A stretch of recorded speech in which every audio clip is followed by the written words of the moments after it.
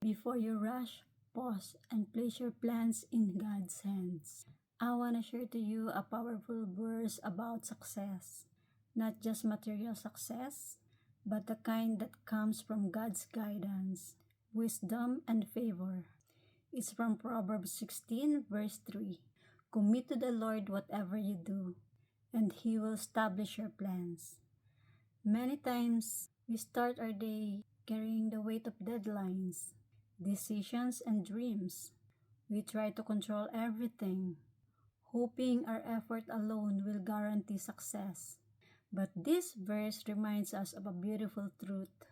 Real success begins with surrender.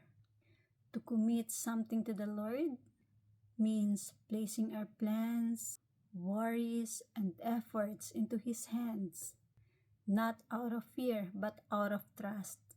When we surrender our steps to Him, He steadies our path. He aligns our desire with His purpose. He protects us from wrong decisions and guides us towards doors meant for us. God doesn't just fix our plans, He establishes them, meaning He gives them strength, clarity, stability, and direction. And when God is the one establishing our plans, we can move forward with confidence, knowing we are not walking alone. Let us pray. Lord, today I commit everything to your hands. My dreams, my plans, my work, and even my worries.